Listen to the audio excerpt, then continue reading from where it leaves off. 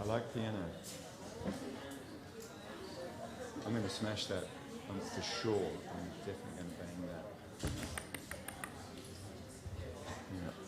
Yeah. I'll still do it. Oh, it's on. The mic's on.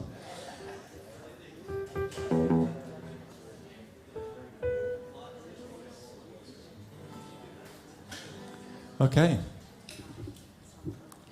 Good evening, everybody. Thank you so much for coming, and welcome to our evening of kirtan.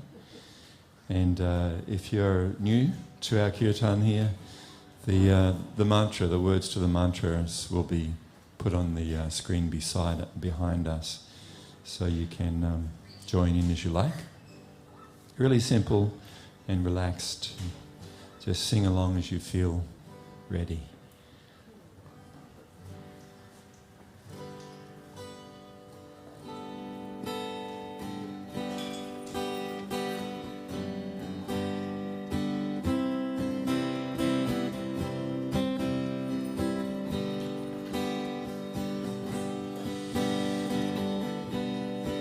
Namo Vishnu Padaya Krishna Prestaya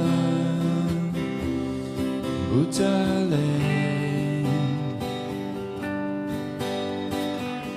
Srimate Sera Swarupananda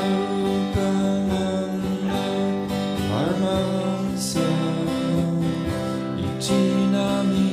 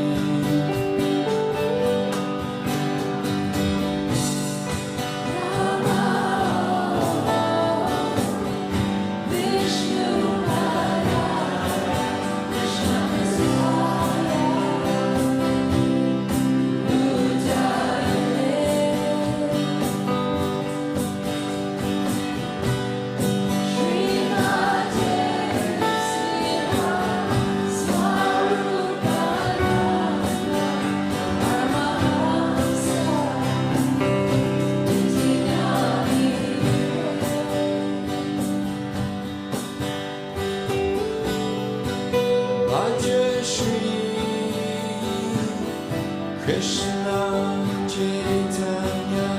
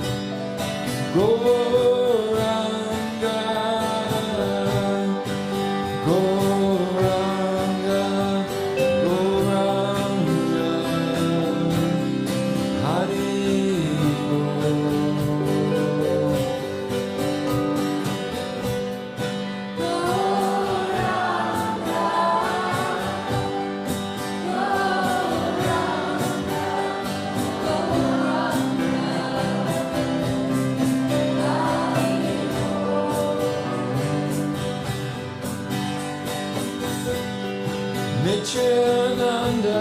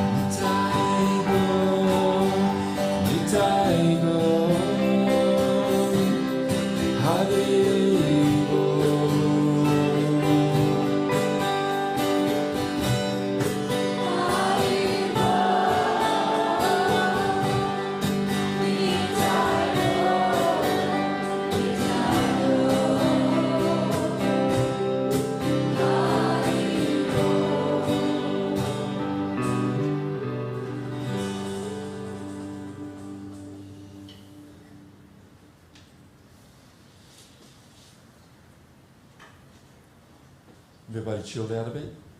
Feeling good? Okay, great. One person is. So now we have some guided meditation for your pleasure. So I'll take you through this. It's very, very easy. If you've not done it before, just follow the guide. And then we continue with some more kirtan. You know, I'm not sure, there was someone spoke to me on Friday with a particular question on a topic they'd like me to speak about tonight, but I don't think they've made it so far. So if they don't make it tonight, then I'll save that for when they do come. Or they could watch the live stream. So if anyone else has any other question, maybe if you have a question, then we'll talk on that question tonight. So have a think about it. When we come up to the time to explore some yoga wisdom, and please don't be shy. If you're really shy, you know, it's like about 25 minutes away before that time. You could write it on a piece of paper and just kind of sneak it up to the reception desk and just drop it there, and someone can then bring it around to me. Okay, let's begin. It's not necessary, but it's sometimes easier if we begin our meditation like this guided meditation with our eyes closed. So if you'd like to do so, please close your eyes. And please always keep in mind that this meditation is different than concentration. Concentration is like an active thing, like focusing the mind. But this is effortless. So please don't squeeze the mind or try to force the mind or your body or your breath into any kind of particular pattern or practice. Just relax into it and come along for this journey of meditation.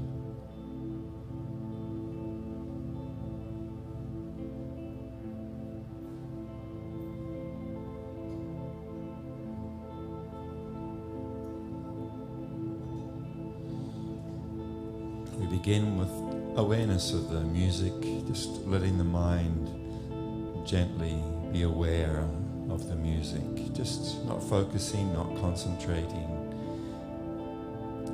just aware of the music.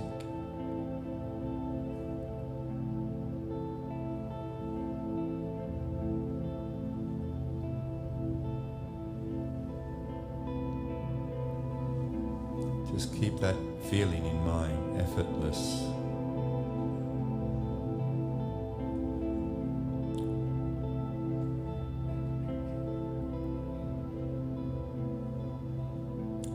Now let us draw our attention to the rhythm of our breath. So the music is still there in the background, but you're slightly shifting your focus to that gentle rhythm of your breath.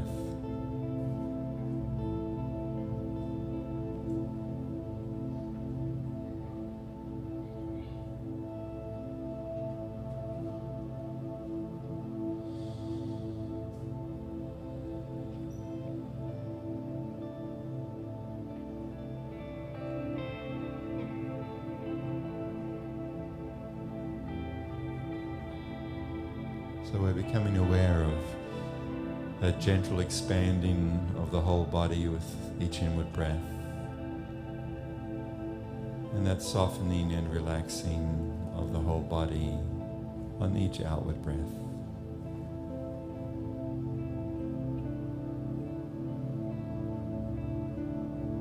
They're not separate breaths, they're one flowing into the other like a stream.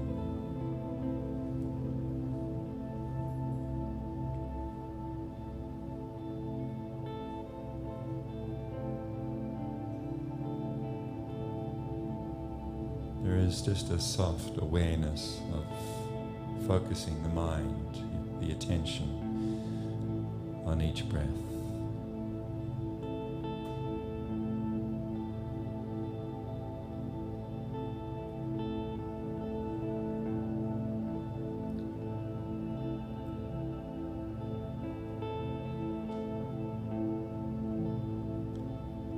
Now let us become aware of the different sensations that are there in our body. Sensation of sitting on the floor or on the chair. Sensation of each inward and outward breath. Whatever other sensations that are there in your body, just become aware of them and how you are the observer or the silent witness to those different sensations.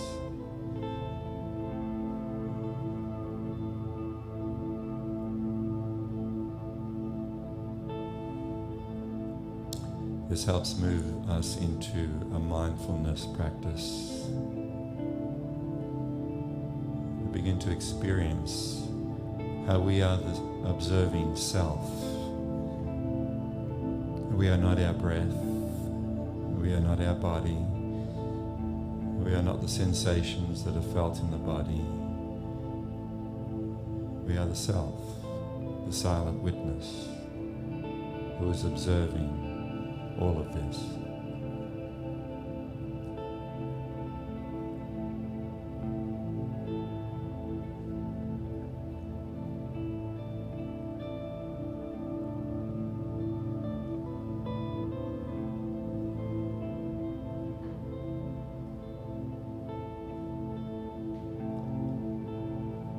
We now also become aware how we are the silent witness, the observing self of the constant stream of thoughts which moves through the mind. So we step back from the thoughts in the mind and we become aware how we're the observer, just letting the thoughts come, not directing them, stopping them, placing any judgment on this thought or that thought. If you find the mind wants to anchor on to a particular thought, just consciously let it go.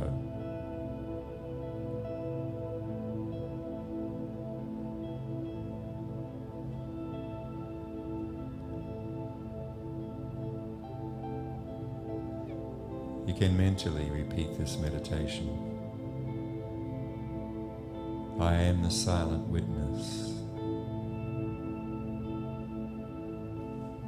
I make no effort to think, the thoughts come automatically.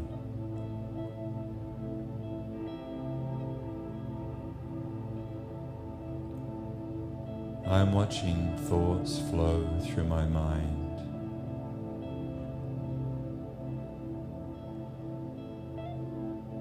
I am aloof from them.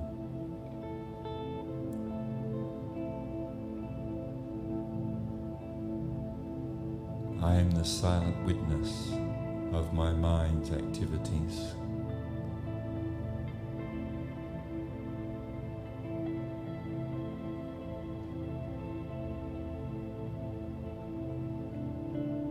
Aham Brahmasmi, I am spirit.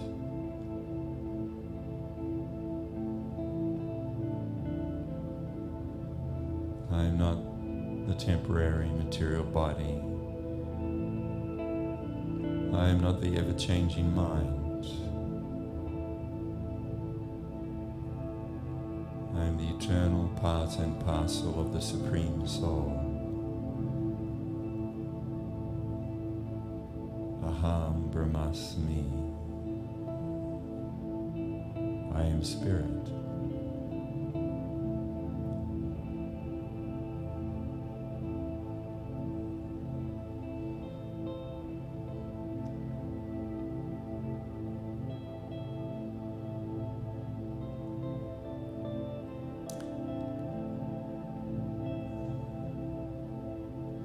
Now let us take our meditation journey to a deeper place through transcendental sound, meditation on transcendental sound. In a moment we'll harmonize our breathing and starting on the third outward breath. We meditate with the mantra Go-Ra. Let us inhale together. exhaling, inhaling,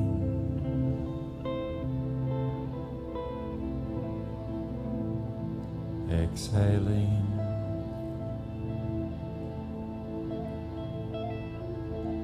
deep inhalation,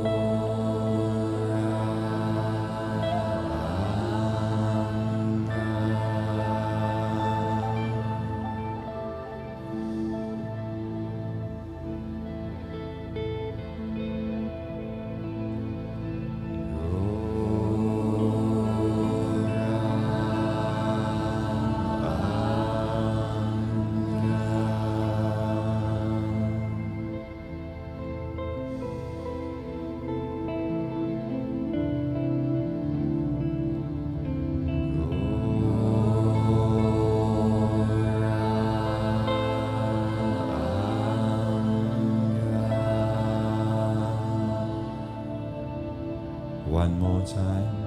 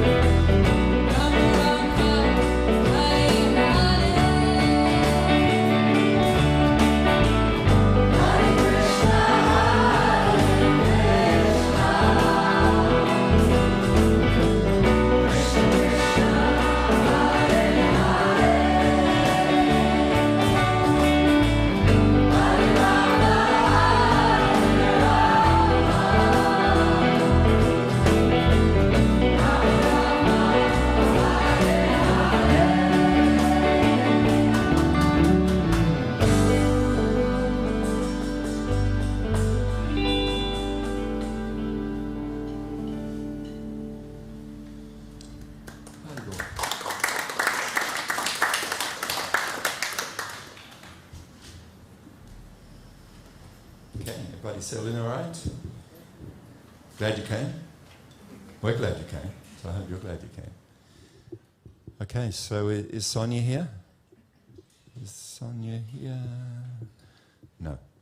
Okie doke. It's up to you guys. It's going to be a stare down. Come on, someone's got to have some question somewhere deep within the dark recesses of their dark mind.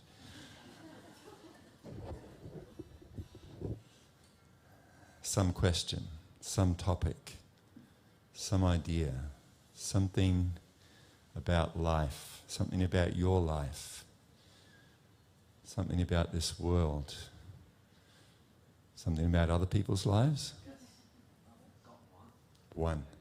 All right. I was just thinking, when you leave your body, why do you not remember anything about your past lives that you've had? So the question is, when we leave our bodies, why is it that and then like when we go into another body, why is it that we don't remember those experiences? Like right now, we're in a particular body, right? So according to the teachings of yoga, this is not the first body that we've inhabited, not the first life we've had. We've had previous ones. So why is it that we can't remember those previous experiences? Is that about right? Sweet. So before speaking, I would like to take a moment to pay my respects to my spiritual teachers and to the Supreme. Ama gana timarandasya gana gana salakaya chakshuran militam yena tashma shri gurave namaha. Now this is not a setup, is it? We don't know each other, do we? No, it just so happens that I have a flyer here that's called Demystifying Reincarnation. And what it says here, and it's what I'd like to let you all know about it, so this is a good introduction to this. It's a seminar we're holding on the 17th of July. It's a Saturday. And I'll just read what we say here, and you can grab one of these on the way out or take a picture of it with your phone if you're that way inclined. So this is the blurb. Is there any proof... Let me get my glasses.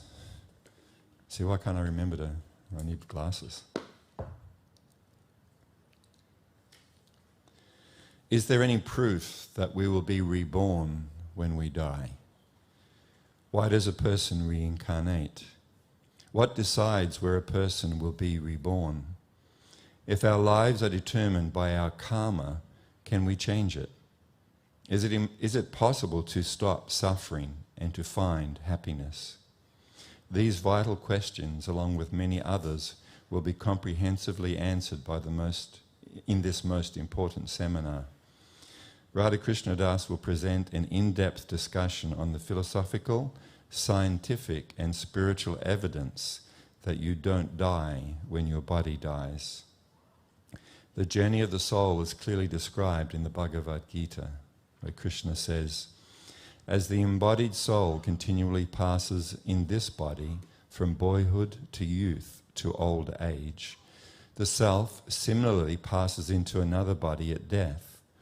The self-realized soul is not bewildered by such a change. So this all-important seminar is coming up on Saturday the 17th of July from 1 p.m. to 5 p.m. So we'll break it up in the middle with refreshments and things so we're not overloaded with too much information.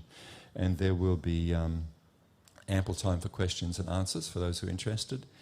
And please book. It's on Eventbrite, etc. And there will be a cost of $10, which includes the refreshments, just to help us along. So maybe there's just because everybody here is on a different understanding, perhaps a different degree of understanding. We are not our physical bodies. This body that we see in the mirror and the bodies that we see of our friends and families and of others with our material eyes, this is not actually the person. What we see is not the person. It is a covering. It is like clothes, just like we see in a person's clothes. And we don't identify our friends and family and others as being their clothes. We know that they're not their clothes. We know that they're the person wearing the clothes. So similarly, in the Bhagavad Gita, in the Vedic teaching, this body is actually compared to a garment which we are wearing. You know, and just like our clothes are of different colours and sizes and makes and coming from different nationalities, like in this room there's probably, you know, clothes made in China, in Sri Lanka, in Australia, in the US, right? So there's all these different kind of labels, different nationalities of clothes that we're all wearing here. But we don't identify with that nation. We don't think we are of that nation that our clothes are made in, do we? There's probably a lot of Chinese people in here that, you know, if you identify with your shirt or your dress and your clothes were made in China, that doesn't make you Chinese. Is that understandable? Easy. So similarly, these bodies which we are wearing also have these different, you know, labels. Call them labels. And the labels may be blue, they may be green, they may be black, they may be white, all other kind of colours, pinkies and blueies, and right?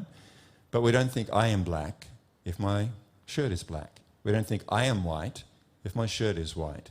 And I don't think I'm a bluey or I'm a pinky if my shirt is pink or my shirt is blue. Is that understandable? In the same way as you don't identify with the car that you drive, because this body, Krishna describes also in the Bhagavad Gita, this body is like a machine, and we are in the machine, and we are the passenger or the driver of the machine. So if you have, you know, a blue Toyota, you don't think that you are a Toyota, and that's your identity, because you know it's the vehicle that you are simply using. It's not you. So this is the foundation realization on the path of self-discovery. Aham Brahmasmi. I'm eternal spirit soul.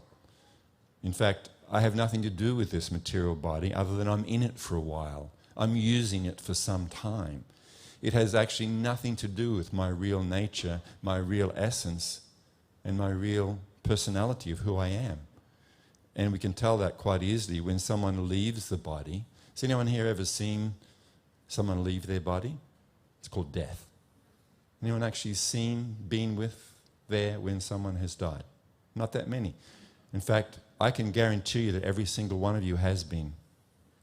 Has anyone here ever had a dog that got hit by a car, or that died of old age, or a cat? Have you ever killed a cockroach?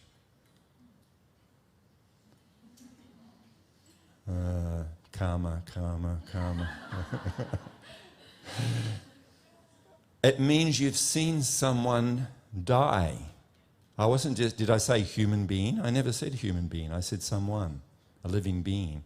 We have all seen living beings die. We've seen a body when someone is in it, in other words, alive, and we've seen a body when there is no one in it, and that's why we call it dead.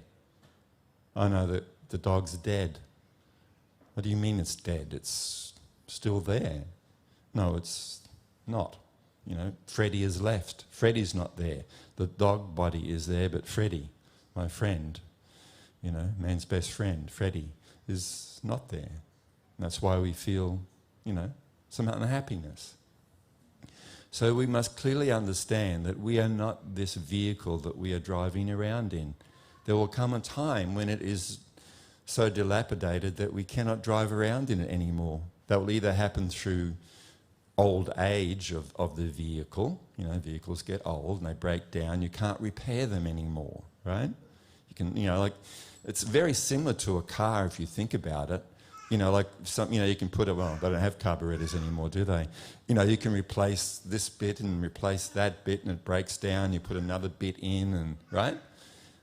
So similarly, these cars, these vehicles, you know, okay, well, the heart valve's not working all very good, so we put a new heart valve in, and you can, you know, put a different kidney in, and there's so many things. I mean, they've even tried head transplants, you know, put a new head on, and basically, you know, you can replace almost every single, you can replace hips with titanium and plastic, right?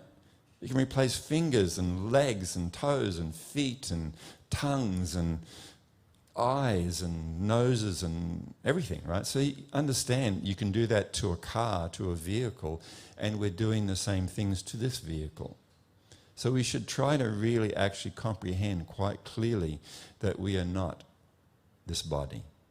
It seems, it is very logical and it is very clear to understand, but it's not so clear and so easy to act on day to day, day in, day out. Even those of us who have some understanding of this reality, we get caught up in this feeling that we are, this is me, and things happen to me. So this is the path of self-realization. This is spiritual practice, helps to deepen this realization of our real spiritual nature. So anyway, that's not exactly what you asked, but it's connected. So then death means I, the self, the real person, the Atma, and Atma is, in Sanskrit, Atma is a better word than spirit or soul. Because spirit or soul, when we use that English term, usually people think of it being as something which we have. Her soul went to heaven or whatever, or her, her spirit, her, his, her. So as if the spirit or the soul is something which we have. You understand what I'm saying? So we think my soul, her soul, his soul. Well, just think about that language for a moment. His soul. So there's him, the person, and then he has this thing called a soul. Well, who is he then, if he has a soul? Do you understand the point? It's like his shirt, his car, his guitar. There's him, and then he has this possession called a shirt. There's him, and he has this possession called a spirit, or this possession called a soul. It's really important to understand this distinction. We do not have a soul. You do not have a soul. You do not have a spirit. No, no one does. You are the soul. You are the spirit soul. You are the Atma. You are the spiritual being who has a particular kind of body. So you are the soul, and you have a body, and you have a mind. That's easy to understand, isn't it? But most people don't know it. So you are the Atma. The word Atma means the true self. That's what Atma. And that's why Atma is a better word than soul or spirit, because it's very clear. It means you, the self. And you, the self, are different from your body, and you're different from your mind. You're different from your thoughts. You're different from your desires. You're different from your fears and anxieties. They are not you. You are the true self, temporarily in this body and mind. So, also it's described that we are the Chaitanya, the life force within the body. So death means the self, the source of life, consciousness, because self and consciousness are synonymous. Consciousness is a symptom of the self. Consciousness is not caused by any bumping together of synapses in the brain. This does not cause awareness or consciousness. The brain is still in the dead body. The synapses are still there. What's missing, of course, is the electricity, so to speak. That's because the source of that electricity has left the person, the conscious living being. So death means the conscious living being, for various reasons, has to leave that particular vehicle behind. For the self, in the Bhagavad Gita, Krishna describes, for the living being, for the Atma, for the self, there is never birth nor death. The living being never ceases to exist.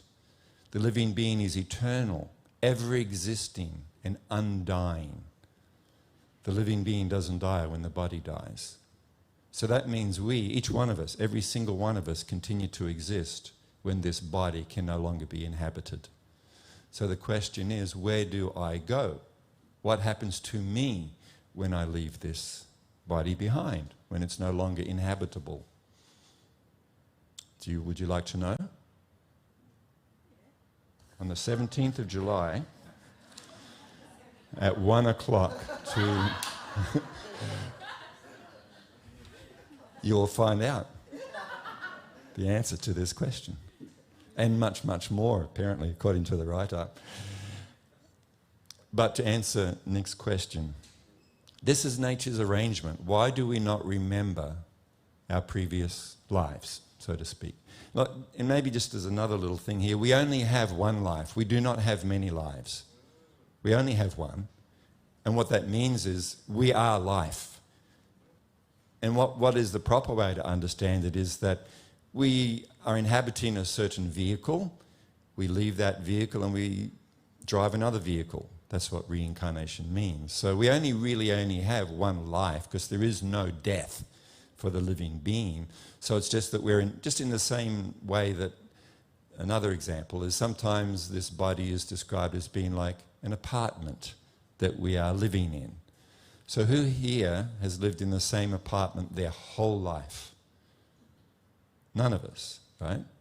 So in the same way that you are the same person in this life who lived in this apartment in Sydney and then you moved to the Gold Coast and you lived in this particular apartment, then you changed to another apartment in Brisbane, then you moved to another one back on the Gold Coast. So you're swapping and changing the apartments that you live in.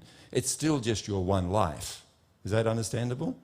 So similarly, when we have change of body, this body we have on now, we had a previous body, before that a previous body. So these bodies are like that change of apartment. We are still the same person, simply changing apartments. This is really clear, isn't it? This is at least, now whether you agree or not, or comprehend it fully or not, is a different question. But as far as the understanding goes, it's very clear, very simple. So when we leave one particular body behind, and in that one lifetime, we had mothers and fathers and siblings and friends and workmates and colleagues and sporting friends, and we had all kind of relationships and all kind of jobs and all kind of places we lived and a whole variety of different experiences, yeah? Places we went, holidays we went on, different people we met, right? So the question is, well, why can't we remember that? Right? Why can't we remember those experiences as we move to the new apartment? It's described, and we will go more in depth on this on the 15th. It is nature's arrangement so that we can get on with our life in this particular lifetime. Because if we were always having remembrances of the 50,000 other lives and families and relationships that we have had, we could not live this life.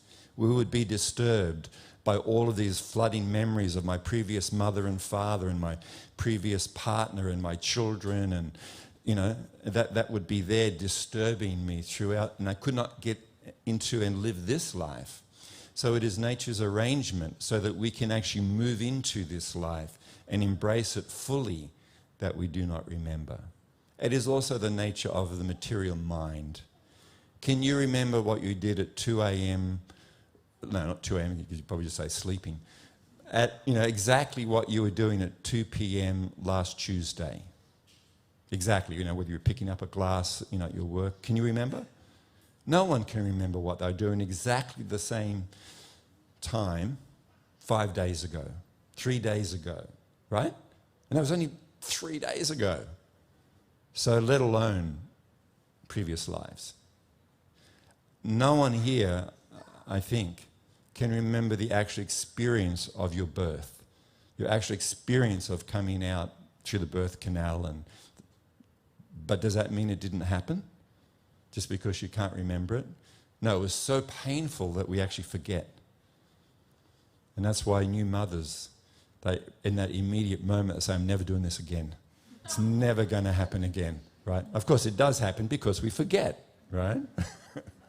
No, it's because we love our children so much that we have to have more. So it is actually nature's arrangement that we forget those previous experiences so that we can actually fully immerse ourselves in this particular family, this particular lifetime. So it is actually nature's arrangement for my benefit.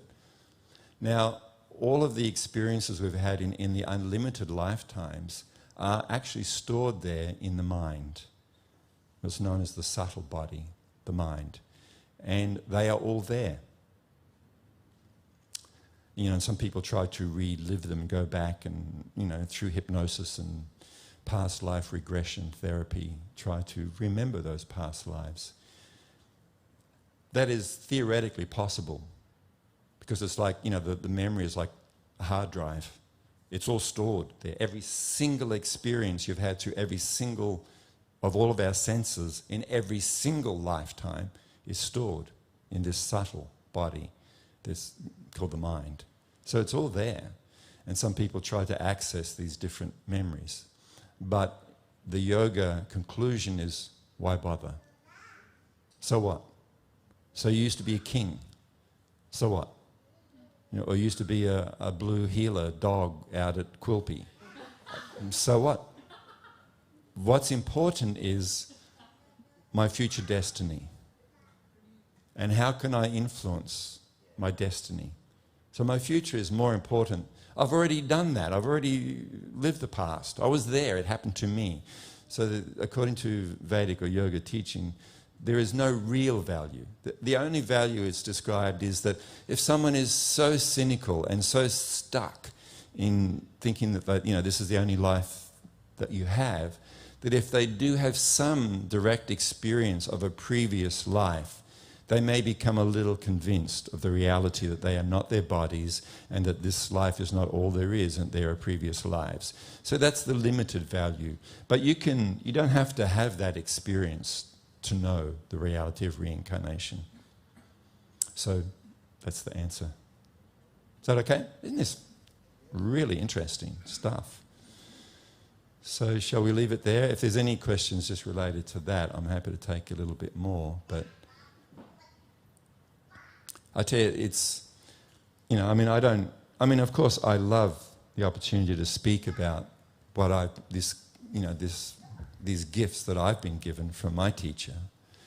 But there's no personal gain I get from doing this, in a sense that, you know, $10 is not much, right? I'm not going to get a BMW out of that. But what I do get is because of what I've gained in my own life and how this has guided my path in life, this is actually important. This is actually vital to come to hear this information so that then you can actually apply it in your life. I would highly recommend, even if you have something else on that day, this is more important. Now, that may sound arrogant, but it's not. This information will give you the opportunity to determine your future. Is that not important? You know, if I was putting on a seminar and I was to say, if you come along, I will teach you how to earn $3 million. Guaranteed. No, I'm talking, I'll give it to you personally if it doesn't work. You're guaranteed $3 million and all you have to do is pay $10. I guarantee you every one of you would come. Guaranteed. So because this is the importance we put on certain things. But spiritual wisdom, we go, oh, this is interesting. Oh, that's really interesting. We're not our bodies and we might reincarnate. But we don't place the same weight on it, do we? Now let's be honest, you know, we don't. And this is very unfortunate because this is the opportunity in this life we have to stop this go-round of samsara. Samsara is a wheel. What it is a wheel of? It's not a Ferris wheel. It's a wheel of repeated birth, diseases, old age and death. That is the wheel of samsara. Continue. Birth, diseases, old age, death. In fact, in the Bhagavad Gita, Krishna says, for one who is born, death is certain. Okay, everybody knows that. Yeah, we don't live like we know that. For one who is born, death is certain. Then he goes on to say, for one who dies, birth is certain. So for one who is born, death is certain. And for one who dies, birth is certain. This is a wheel. But we can get off of this wheel. We can puncture this wheel. We can step off of this wheel of samsara. The wisdom that I will be presenting in this seminar will give you personally the tools, the understanding, the means by which you can actually stop this repeated birth and death wheel of samsara. Guaranteed. Guaranteed. So how important is that to me? Like I said, I'm not after your money. I have something better than money. But because my spiritual teacher has requested that I also care for others as much as he has cared for me and has given me this, that I also give this to others and not be selfish. So this is what I try to do.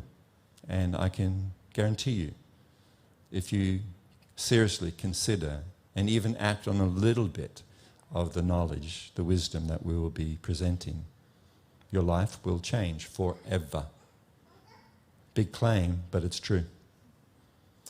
So please consider it.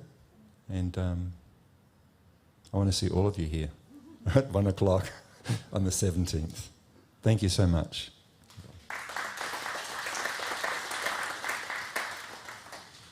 Thanks, Nick.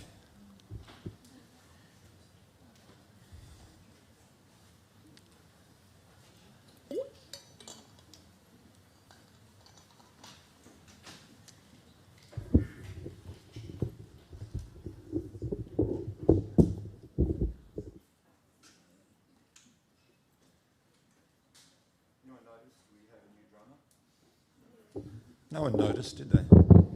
Oh, they did. This is our dear friend, our old friend, Mike. He just stepped in at the last minute, no rehearsals, nothing. So let's thank Mike. Thank you, Mike.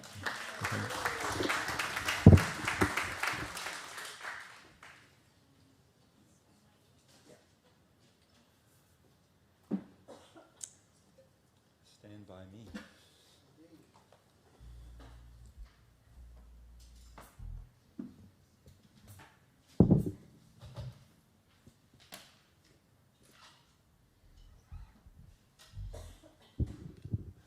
Krishna.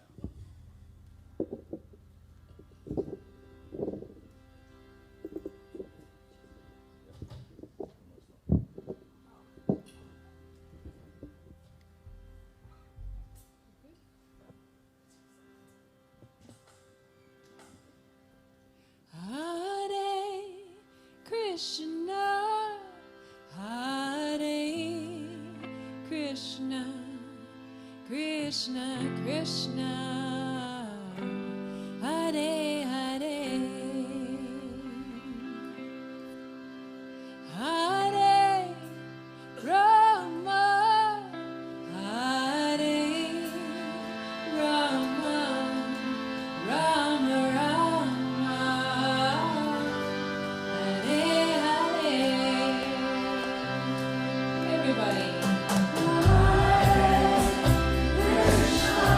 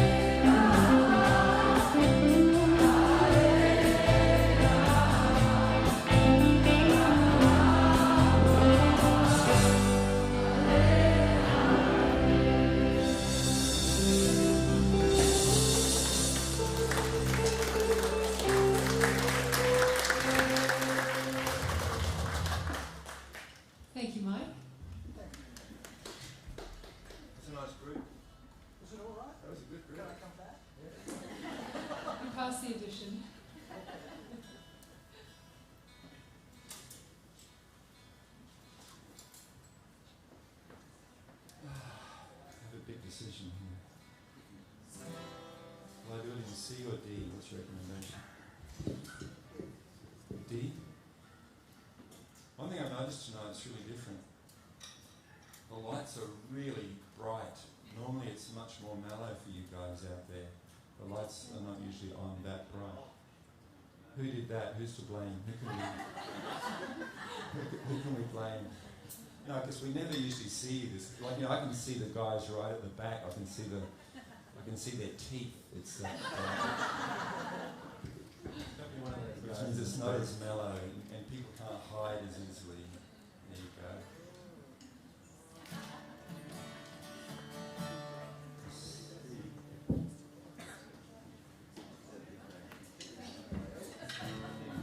I might be able. I'm trying this out in the key, but tonight I'll try the key.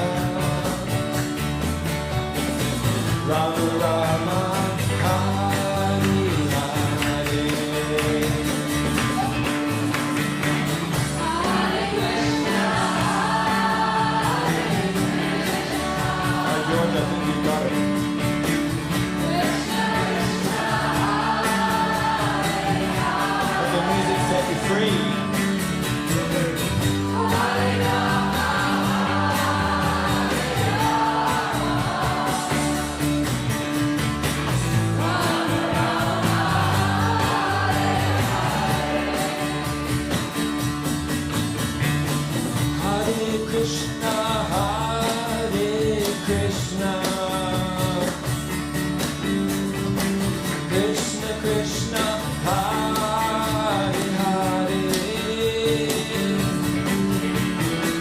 Hare Rama, Hare Rama, Rama Rama, Hare Hare.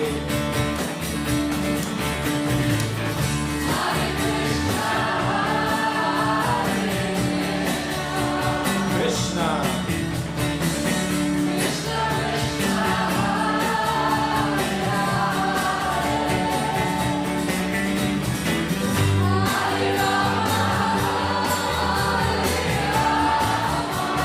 you can go just a little bit.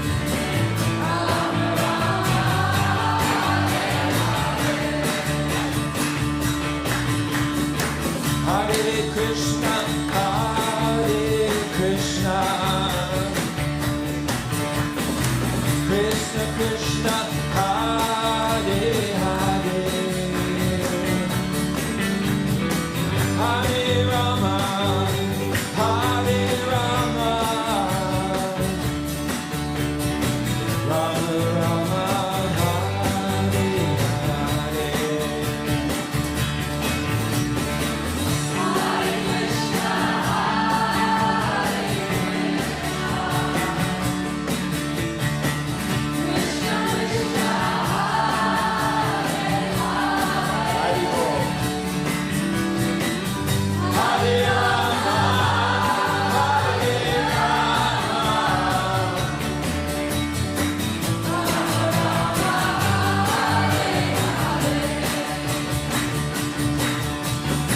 Hare Krishna, Hare Krishna,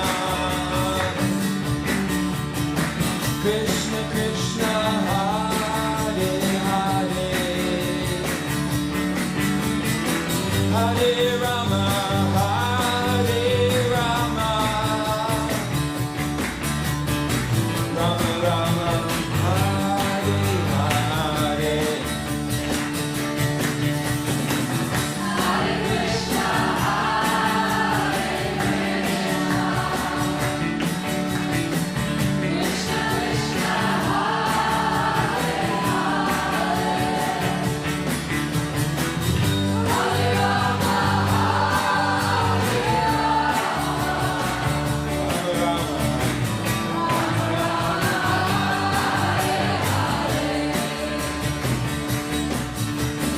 Hare Krishna, Hare Krishna, Krishna Krishna, Hare Hare, Hare Rama, Hare Rama, Rama Rama, Hare Hare.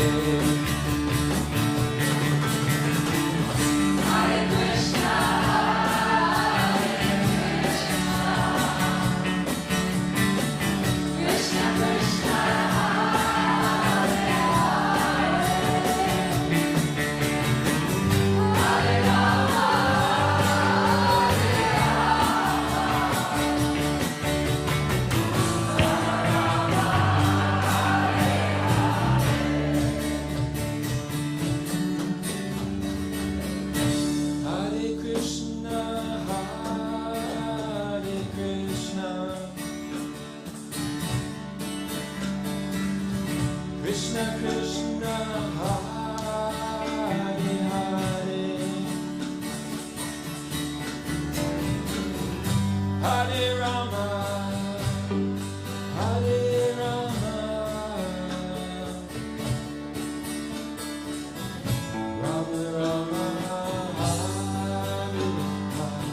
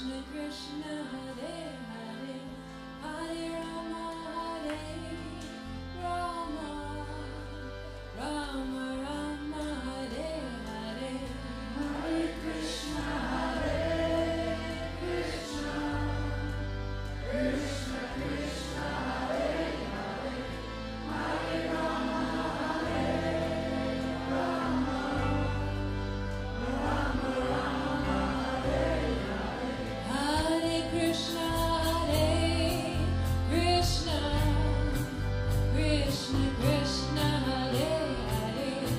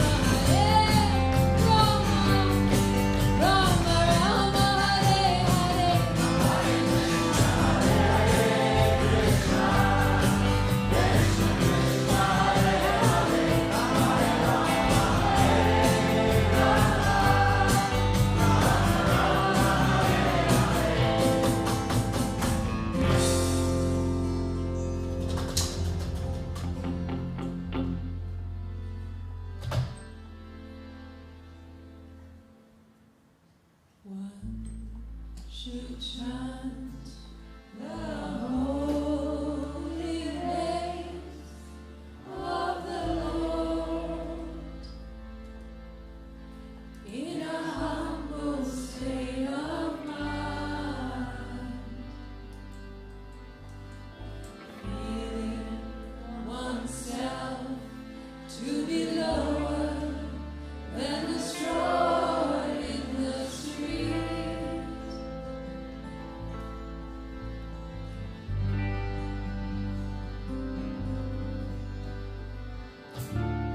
One should be more tolerant than a tree,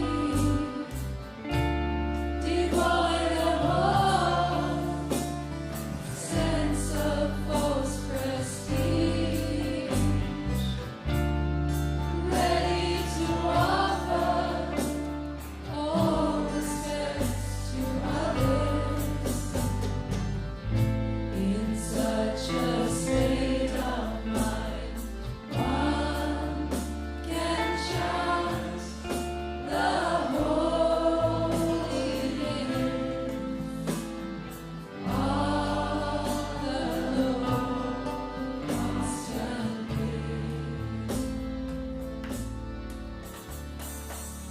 Namaste Narashrindara, Veladadadadane, Hiranyakashi Purashaya, Siladam Pankoraye, Yatona Shringo Paratona Shringo, Yatoya Toya Nita Tona Shringo, Mahina Shringo, Hirayena Shringo, Nashringa Manim Saranam Brahmada, Navakara Ramana Rarena,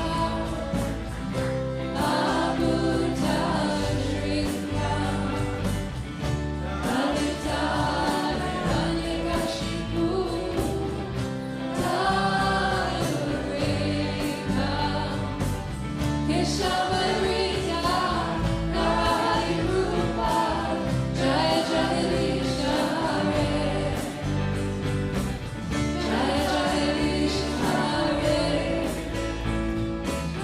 Jaya Jagadish Hare.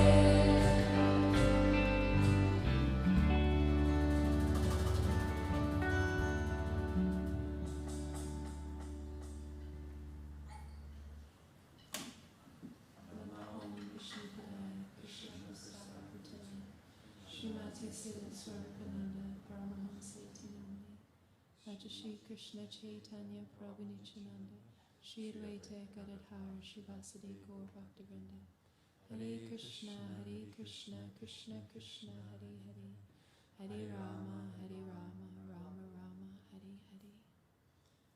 Thank you very much for a very wonderful evening. We should do this more often. Don't you think?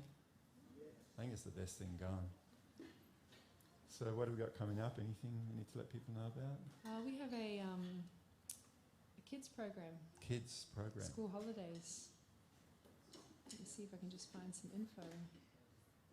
While Modula's finding that, if our friend comes next week, the question that we have is, just who is Krishna? You know, we're chanting Krishna and there's pictures of Krishna. Just exactly who is Krishna? And how does that relate to us? And how does that relate to, like, who is Shiva and who is Ganesh and all of that? Like, are there many gods or what's it all about? So if our friend comes next week, that's the topic, that's the question that I was asked to talk about. So that will be next week if our friend comes who asks the question. That's important. That's a beautiful question, actually. A really nice question. So coming up, we have a Kids Yoga and Meditation Holiday Program for Term 2, ages 6 to 9. There's 4 90-minute classes, 1 3-hour nature play retreat at Nadia Rainforest Retreat, yoga, meditation, storytelling, arts and craft, music, healthy living, Ayurveda, ancient wisdom, philosophy, mindful, oh my God, it just goes on and on and on. Anyway, there's a lot there, and if you want to read more about it, it is on Eventbrite. It starts next Tuesday, so all between 6 and 9 6 are and welcome. 9.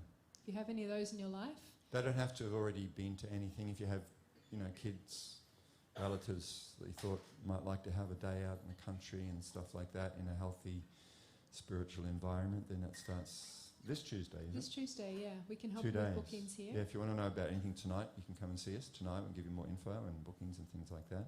And also don't forget the 17th. And What's we on have the 17th? Well, what's it called? No one was listening, right? See, this answers next question. Why can't we remember what was said half an hour ago? Don't worry about what happened a lifetime ago. What was said half an hour ago. So just to jog everyone's memory, we have some flyers right by Mulladah there. Yep, grab one. She's ready to hand out little invitations to everyone. As a reminder, because your memory is so bad. You can just take a picture of it if you want to, and that way you'll have it. But otherwise, take a flyer or give a flyer to someone else. It's for everybody. It's open to the public. So any friends, work colleagues that you might know, just let them know. Give them an invite. They never know. They might like it as much as you. As Sweet. always, the guys in the kitchen are always happy for a hand to help clean up. That's, of all the things, the guys in the kitchen, if anyone can actually consider coming in after and actually helping to clean the floor and the benches and things like that, very much appreciated. You put a deposit in your spiritual bank account. See this lady in the back in the teal jumper. What's your name again? Her name is Krishna's cleaner. Grandma Jojo. Thanks so much, everybody. Thank you. And as usual, if anyone wants to catch up and would like to have a chat, I'm very much open and would love to do so. Thank you.